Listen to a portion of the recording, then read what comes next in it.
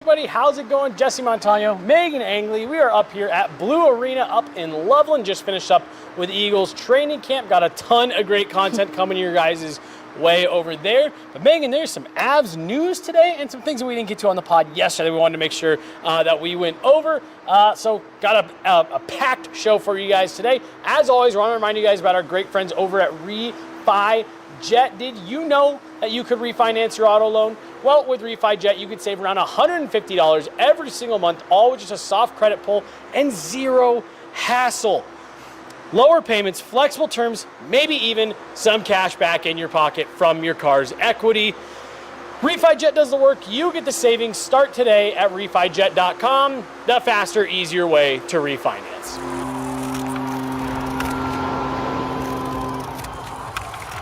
Hey everybody, welcome in. Jesse Montaño, Meghan Angley. We are out here up at Blue Arena. We came up for Eagles training camp. It was a fun day, Meghan. We got a ton of great content coming the folks' way. I already know how you're doing because we're sitting in an AHL building, but I'm going to ask anyways. How you doing? Oh, so good. I'm excited to be back here in about a week. A week.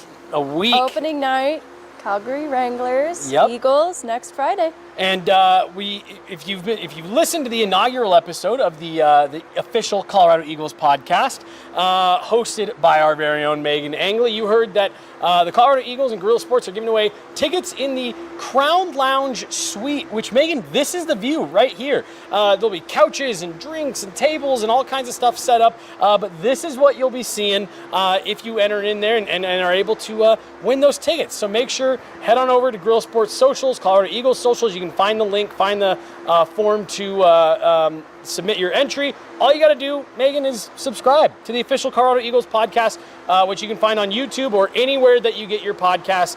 Then head on over to the link in the promos. We'll be pushing it plenty between now and next week. But if you're curious as to where the Crown Lounge is, this is it. And this is this is an amazing building. There's no bad seat in this building, but yeah, I could watch a hockey game from here, Meghan. Yeah, great view, both benches. It's really nice. Love it. Right next to the Voodoo Ranger Lounge over here. A lot of activity, but this is the Crown Lounge, and we are giving away tickets for the official Colorado Eagles podcast for that opening game. Meghan, we had a couple things that we wanted to get to yesterday on the show that we just kind of ran out of time, but there's some breaking news this morning that actually some wonderful Eagles fans were the ones who alerted us of it, because you were doing a sit-down interview with Ty Felleber, which, like I said, great content coming everyone's way. I'm excited for that one. Help me with the pronunciation here because my screen is not doing me any favors. Solovyov. Ilya Solovyov of the Calgary Flames / Calgary Wranglers of the AHL was placed on waivers by the Flames, and the Avs have picked him up. Left-handed defenseman. Don't know a ton about this guy, but Meghan, just from your initial research from 10 minutes ago when we got the news, what have you found out? Yeah, 6'3", 209 pounds, left-handed defenseman, certainly of note, and has had a really great camp. I'm seeing fan reactions on the Calgary side, a little disappointed that they've given up on what they consider a young player at 25 years old, and the path for a defenseman to develop. That certainly is still a young defender.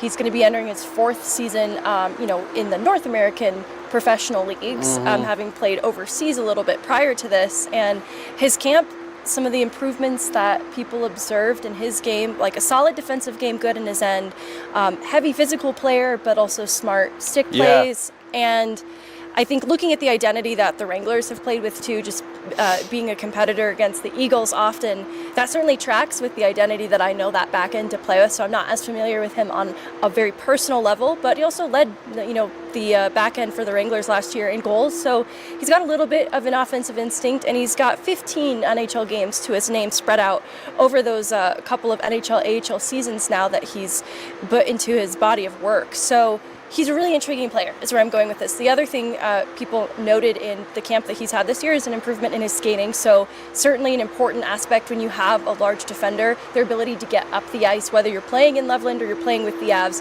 that's just going to be a requirement of the way that they like to execute up and down the ice in transition. So I'm excited to see he offers something a little bit different on that left side. It's worth mentioning too that the organization needs depth top down. Right now, the back end that's projected for the Eagles is a little bit banged up. Connor Kelly's not out here. He's one of the players they signed out of college last year. Hank Kempf, still in a red no-contact jersey, experienced a little bit of an injury over camp as well.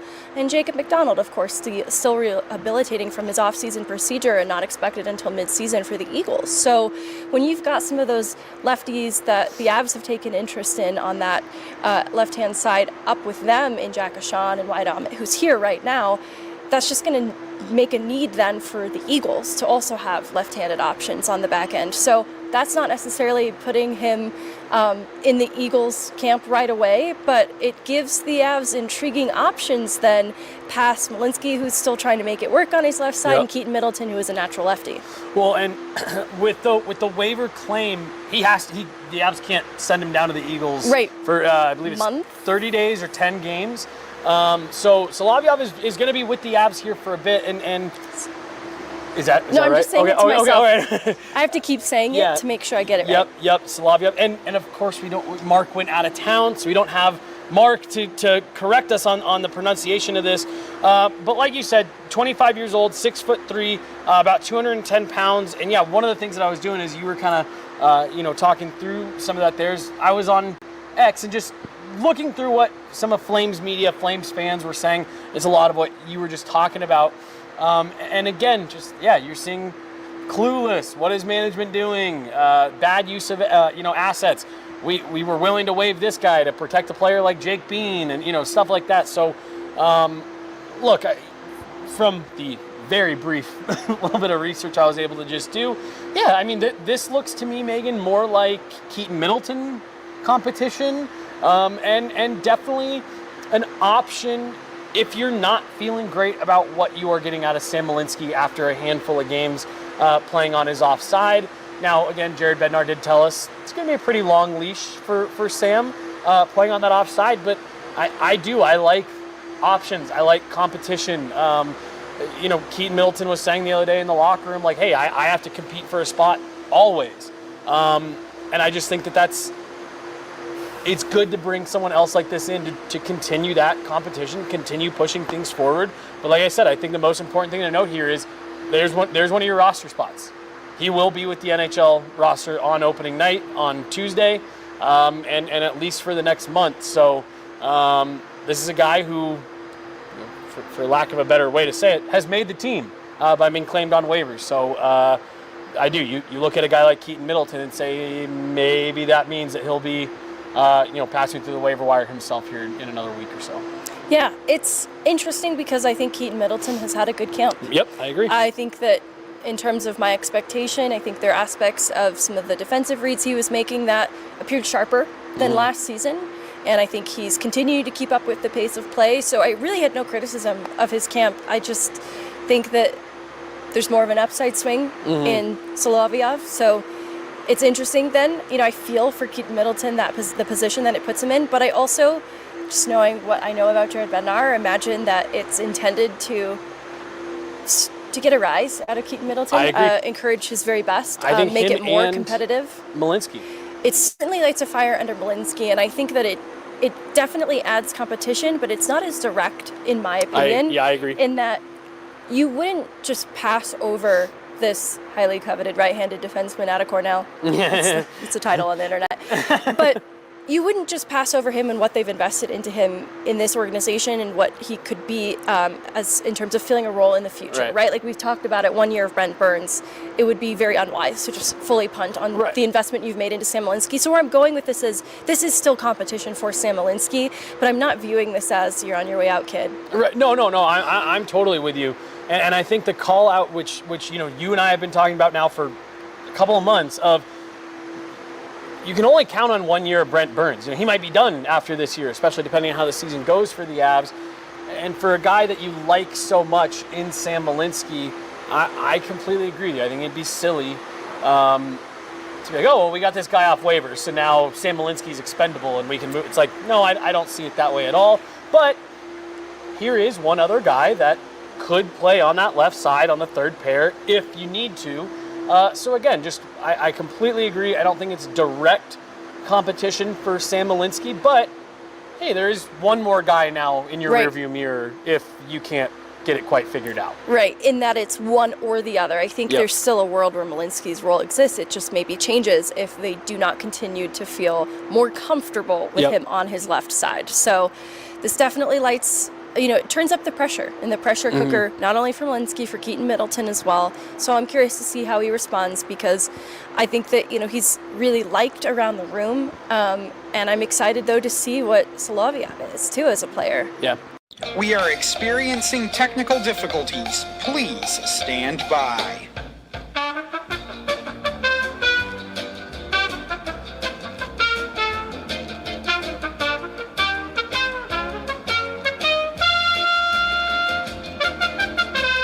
Continuity, right? Continuity in the bottom of the Avs lineup is a fun little segue there. I think that's what you are looking for here. We questioned at times last season after they called Keaton Middleton up, not that, hey, why Keaton Middleton, but just suddenly, hey, why did you stop the revolving door? And it felt like they wanted to get that consistency. And again, that's not a shot at Keaton Middleton. That's just like they were calling guys up. They were trying a bunch of different guys there. Then suddenly they called up Keaton, and it stuck, and it worked, and they kept him around even once they got back to health. So, for me, I do sit there and say, okay, is this them saying, we're going to keep one of these guys. We don't want this revolving door as much as they've liked Jack Ashan, Wyatt Ahmet. Maybe this is something where they're saying, we want to get one more guy in here, and when the dust settles, it's going to be him or it's going to be Keaton, and that's going to be our seventh for as long as we want to go with that. And I don't know, this might just look like some insurance to solidify who that seventh D, 6-7 guy might be, even though, like we were just saying, I think the 6 are pretty set, barring injury. Well, and I think it'll be about finding the right spots for Malinski if things don't pan out on his left side, getting him the reps on the right then as much as they can situationally. And similarly, like when I think back to how they utilized Brad Hunt and how much they leaned on him, even Jacob McDonald once upon a time, they would spend so much time up with the Avs that it took away from their role on the Eagles. And I think it's in a way that was felt that they want to have respect for, too. And so similarly, especially with Jacob McDonald injured right now, I think there is an importance of getting players like Wyatt Ahmet, Jack Ashan as options available to the Eagles, especially to start this year because they are a little depleted.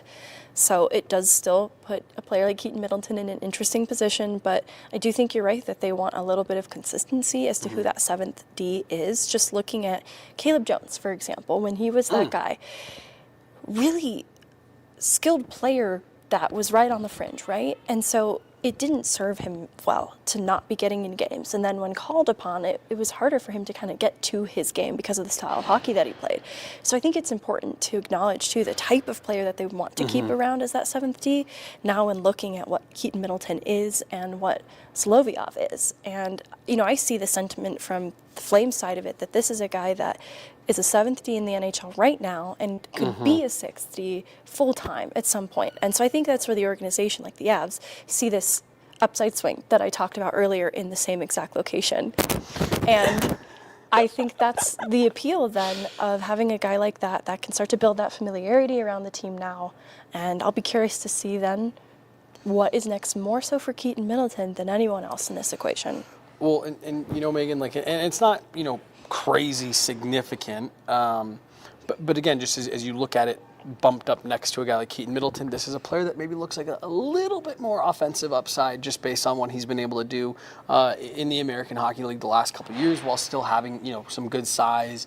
Looks like maybe he's got a little bit more of that offensive upside than a guy like Keaton Middleton. And again, I don't think that's saying, oh, well, it's definitely going to be this guy over Keaton Middleton, but when you're looking at, okay, you bring in a player that you and I are kind of assuming here is meant to be some competition for a guy like Keaton Middleton, you probably want something that's a little bit different. So you're not just comparing two guys that are the same. So if you get a guy here with even just marginally more, offensive upside, maybe that's what Jared Bednar is looking to fit in a little bit better. And what is maybe tough too, as the separator here, is the bottom of the decor for the Avs is intriguing now with Brent Burns. It's potentially, Josh Manson on the bottom pair. So because of what you know about the offensive side of Manson's game, you want somebody who can get up ice and activate alongside him, with him, keep up with that pace of play. And so to hear that Solovyov improved on his skating over this offseason, it just kind of like, maybe it's as simple as that. Like just a better complement then to Manson, to kind of make Manson's game more dimensional, or as dimensional as it should be, versus hindering it in any way. Well, and we also got to keep in mind, you imagine that you will have the odd injury or two pop up, whether it be Josh Manson, 1000% right. Cale Makar miss a handful of games, something like that on that right side. So maybe this is also the Avs saying, we know at some point we're going to put Sam on Back. the right, so let's just make sure we've got ample bodies that can fill in here on the left. Good compliment. Yeah. Anything else on Solovyov? Solovyov. Anything else? No, I think that's perfect. That's it. Waiver claims. We're deep in the trenches of preseason here. Preseason, but it is a spot on the roster that we have kind of had circled of, well, you need to do something about this extra D, and you'd like it to be someone else on the left side. Like I said, brings in a little bit of brings in a little bit of competition for Keaton Middleton. Let's talk about a guy whose last name is much easier to pronounce. Mackenzie Blackwood.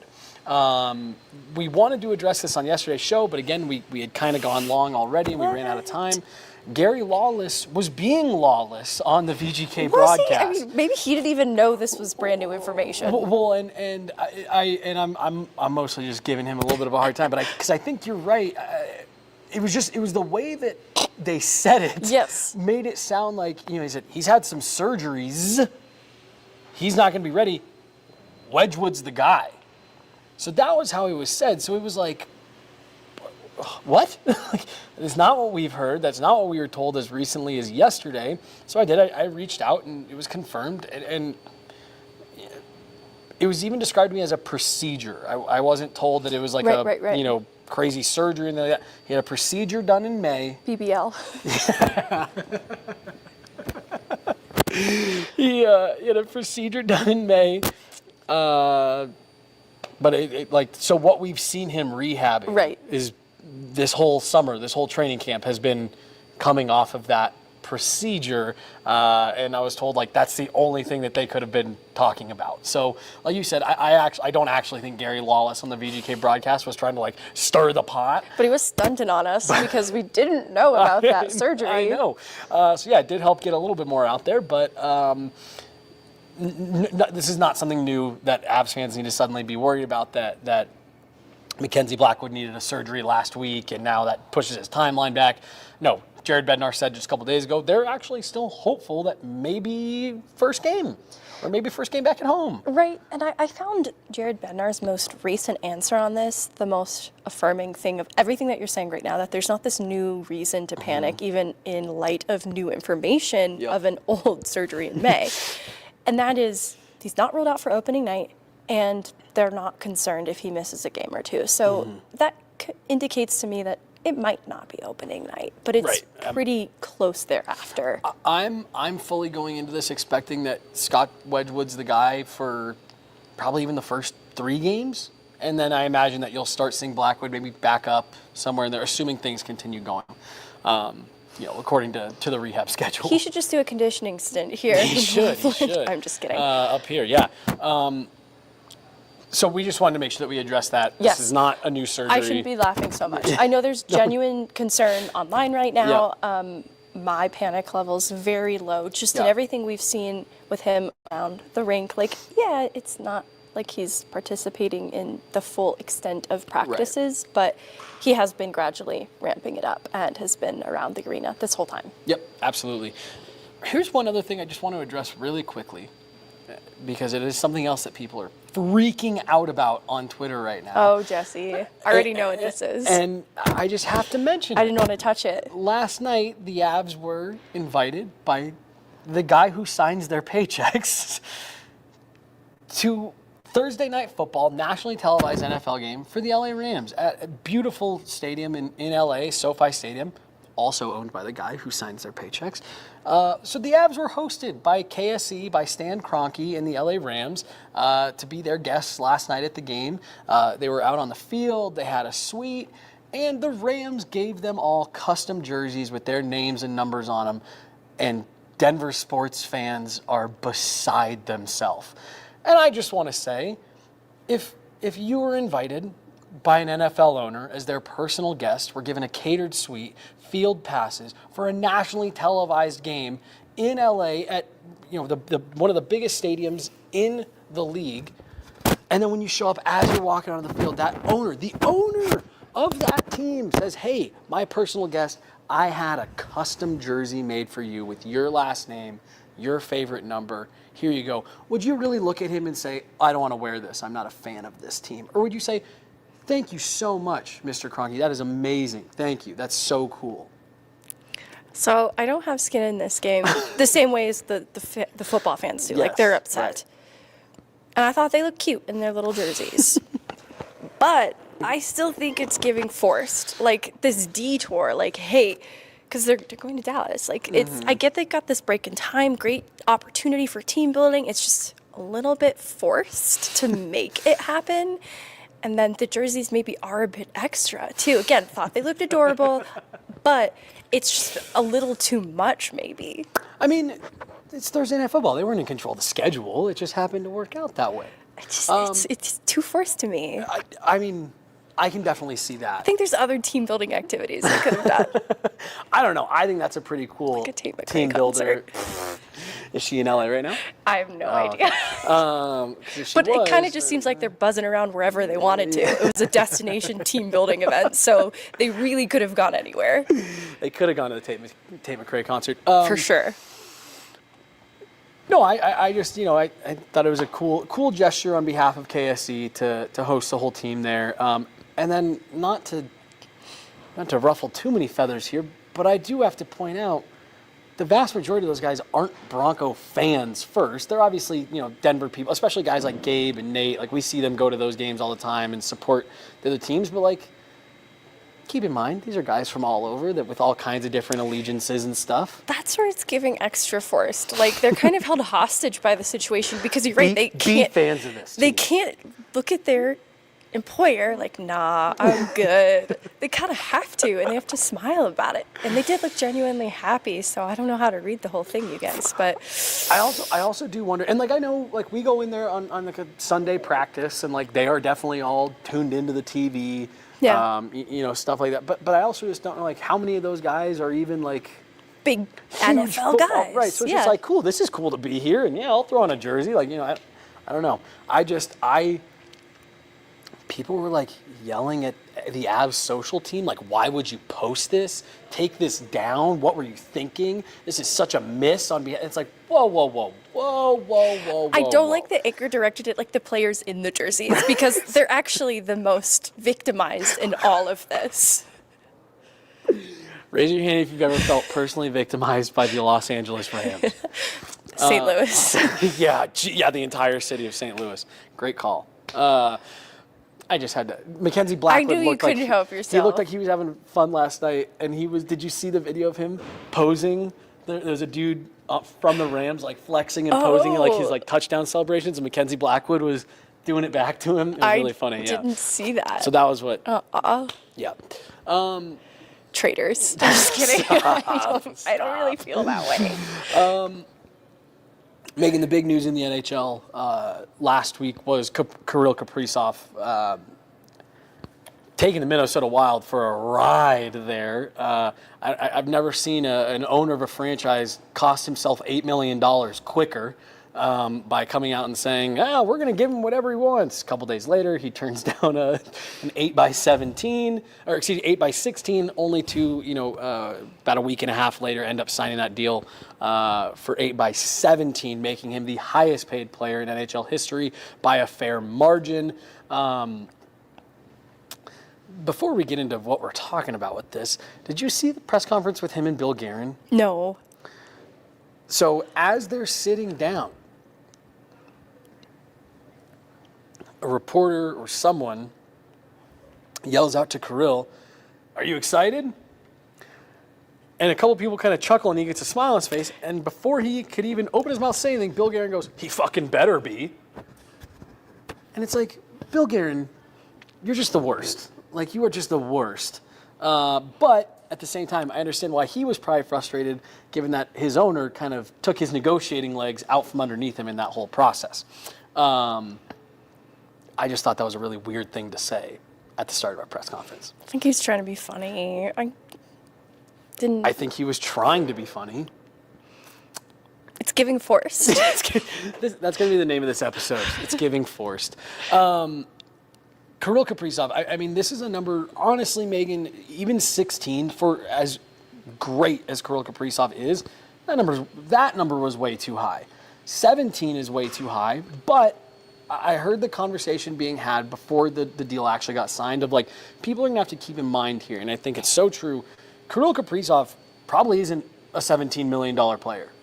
To the Minnesota Wild, though, he is absolutely a $17 million player. So knowing that, how much trickle-down do you think this has? Or do you think that the league and managers and coaches are going to look at it and say, that's an anomaly of a contract, that's not what he would have fetched on the open market, pending free agent winger A, we aren't going to pay you based off of what Kirill Kaprizov did? Or do you think that this did set a market? I think to an extent, and I don't have the number breakdown in front of me, but the percentage of the cap at the time of the signing versus where it's projected to be, and because the cap is projected to continue rising, and even looking at this last year, how it rose even higher than some front offices expected, I think when you are looking at a player of his caliber who can absolutely command term, you do have to take into consideration then that percentage of the cap in the future is actually pretty normal, pretty level with some of these other high contracts and high-skilled players that we've seen just in the last couple of years. So I think it'll start to stabilize in the future, and that was maybe where Kaprizov was looking ahead to, right? Like, yeah, this feels kind of crazy right now, but when I'm later into this contract, it's going to be very appropriate, and I won't be feeling like I left anything on the table negotiation-wise, because I think there are some contracts I look at now in hindsight with the direction these contracts are going, like, man, what a steal to have Nathan MacKinnon on his current contract, right? Seriously. And so I wonder if other players maybe look to that and reconsider what they're asking for in term to better monitor then what the situation is with the cap, to kind of keep that in their back pocket, going back to that percentage of the cap thing. Now, what's going to be interesting is, well, one, I saw somebody point out, they're like, man, the Minnesota Wild sure are interesting. They spent 6 years trying to get out from underneath $17 million worth of dead cap. And at the first chance they got, they immediately turned around and gave it back to one player. But, again, Kirill Kaprizov. He is very special. He's a special player. Holy smokes, is he good. But here's what I think is going to be interesting. I believe it was Elliot Friedman talking about the Edmonton Oilers, saying, I don't know if they can go to 17 with Connor McDavid. That initially, that there was a lot of folks who, before some of this started happening, the Kaprizov negotiations started becoming public, there were people that were thinking McDavid, 15-ish, a big, bump, significant over what the current highest paid player is. And he was just Friedman was making the point of, like, you got Draisaitl, you've got Nurse, Evan Bouchard is now over $10 million. Stuart Skinner is due for a new contract if, whatever they decide to do there. That Trent Frederick contract's looking a little bit tricky now. So if you're Connor McDavid, are you now, like, I imagine his agent is like, well, so 18 is the starting point now. I don't know if Edmonton can do that. And if they get to a point with Connor where they are able to find a deal, and let's say McDavid signs, and I'm making this up, let's say McDavid signs for 16, 15, 7. Does that just completely throw everything in, out of whack, where it's like, okay, well, we thought the market had been reset, but now the consensus best player in the league just signed for less than that? And where we're going with all of this is a guy like Marty Nečas, and how does all of this affect it? Right. And I don't know. I think this Kaprizov contract has complicated things.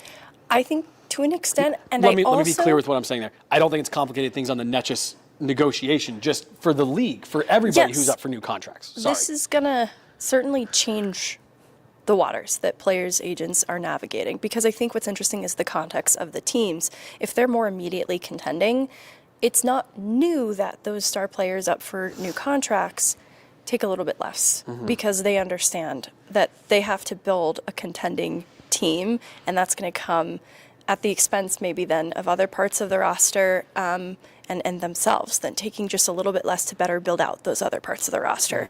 So to an extent, I think that would be true in Edmonton, that there'd be an understanding. Where I see this maybe changing things with McDavid is less term and probably a pretty short-term contract to see through what the future of this team actually is in the short term, so that he still has this negotiation ability in the future because of him. I wonder if he would do like a 1 year, 20 million, like, and that probably seems crazy, but again, like, I really do think this Kaprizov contract has complicated, the waters a bit. I mean, even internally, in that people who are fans of the Wild are looking at it like, okay, so how do we build a contending team now with that contract taking up this much of the cap right now? And so I think we'll see a greater emphasis of internal caps on teams, and it will take into account their status, their window, where they're at, and it'll vary then. And so situationally, like if I'm Marty Nečas, I understand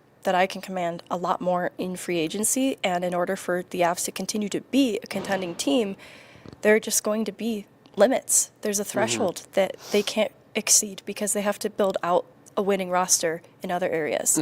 And, if I want to win as a player, I'm taking that into account in all of this. That the path to the Cup through Colorado is easier this year than the path to the Cup for the Minnesota Wild. Yeah, no, I completely agree with you.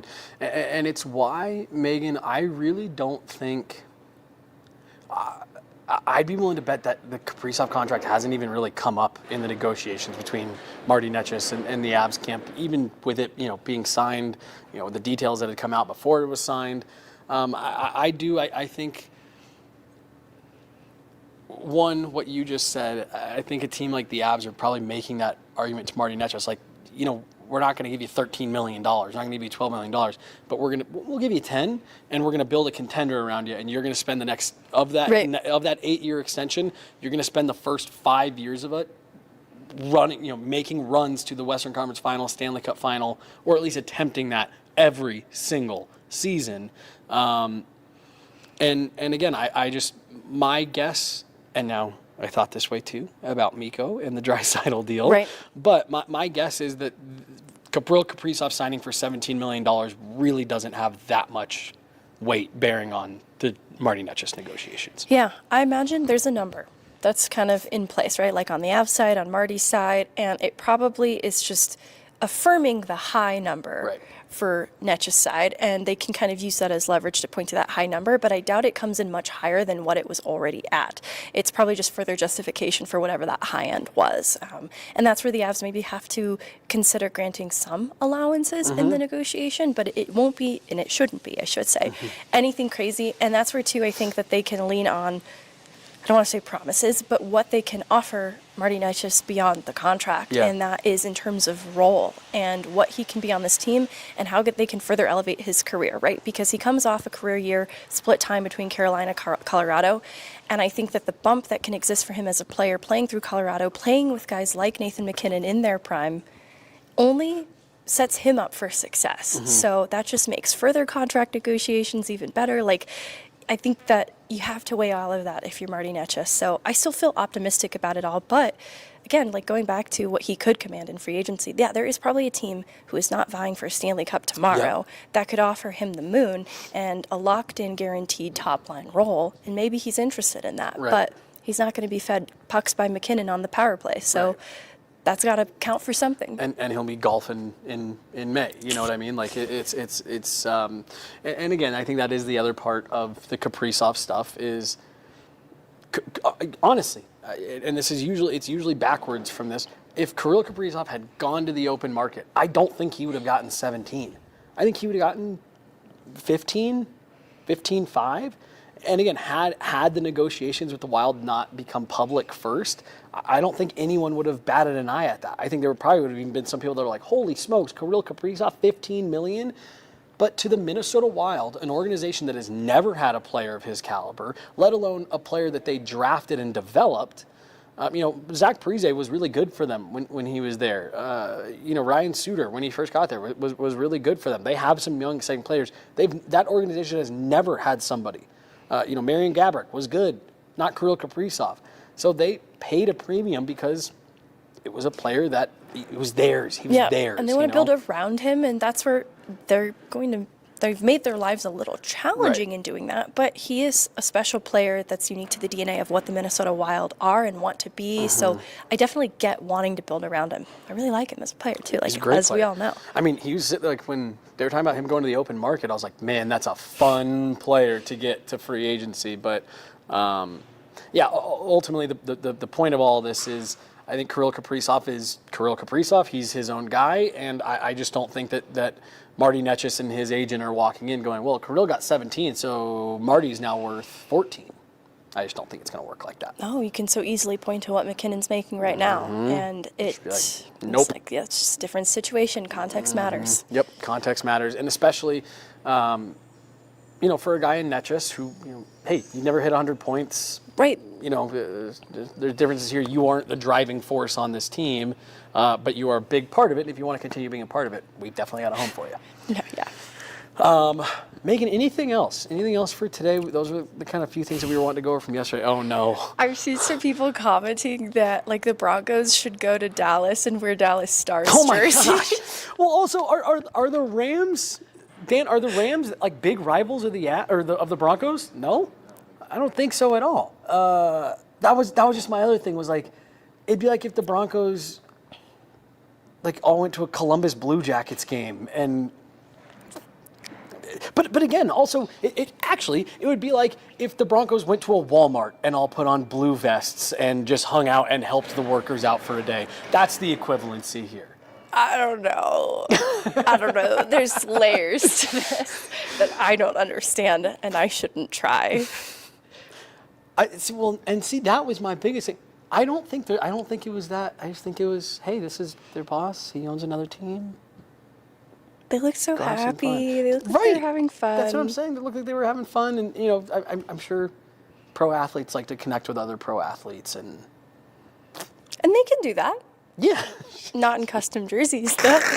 Oh my God. It's getting worse. Oh, the worst. I think that's gonna do it. I think it's going to do it here from Blue Arena. I want to give a massive shout out to our guy, Dan, who's behind the camera today. He's come in, about 2 weeks now? Week and a half? 2 weeks? It's just been an absolute rock star for us. And we got to give some love to 43 Degree Hockey. Well, 43 Degree Sports in general, but hockey in particular. I've got my bag. I've got, I haven't made the video for it yet, but everyone knows what it is, and I'm very excited for everyone to see it. But we were actually talking. I'm throwing my shoes in my 43 Degree bag. Insulated Crocs. Just so you guys know. All right, I didn't think I was going to get fully called out. We're heading into winter.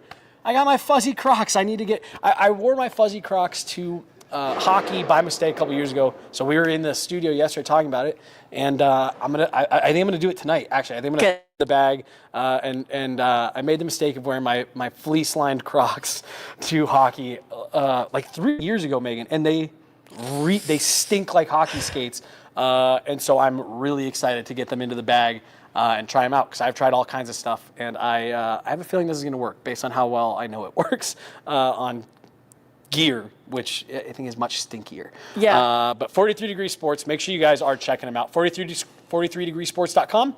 43degreesports.com. Make sure you guys go and check it out. If you got a young one who's playing hockey, and again, there's all kinds of exciting products coming to 43 Degree, but if you're a young hockey player, if you just can't stand the smell, you can't get it out, you've tried washing it, you've tried airing it out, none of it works, you have to try the 43 Degree hockey bag. I told Dan when he first came on the show and talked to us about it, I said, I remember all the different attempts at people doing this growing up, fans built into the bags, these giant silver dumpsters that sprayed your gear with chemicals and all kinds of different solutions and powders. Nothing actually worked.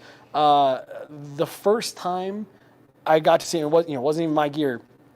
A 43 Degree bag opened up, took a big whiff of the glove. I was blown away. Yes. You were there too. We were like, holy smokes. My hand would stink for the rest of the day if I did this in just my regular glove, and it didn't. So make sure you guys are checking it out. Like I said, if you got a young one, head on over 43degreesports.com and get your bag.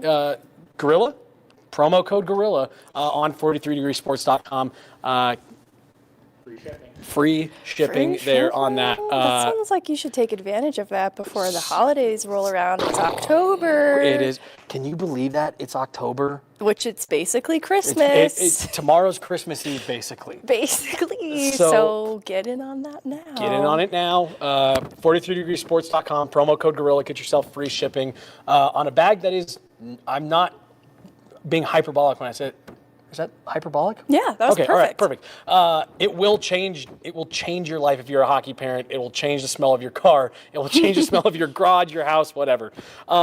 Megan, let's get out of here for today. Let's head back down into Denver. But we got all kinds of great stuff coming. Want to remind you guys, go get entered in to be here for the home opener in the Crown Lounge. Megan will be here live in arena, all over your Jumbotron feed and all that stuff all night long. It's going to be a blast. We are really excited about our partnership with the Colorado Eagles this year. And then a new episode of the official Colorado Eagles podcast drops on Tuesday. That's episode 2, featuring not only head coach Mark Letestu, but Ty Felleber as well. Great couple sit-down interviews we got knocked out here today, so make sure to check it out. She's Megan. I'm Jesse. We got Dan behind the traveling glass here today. Thank you guys so much. Enjoy your weekend. We'll be back at it on Monday. We are this close to regular season hockey, folks. We'll talk to you later.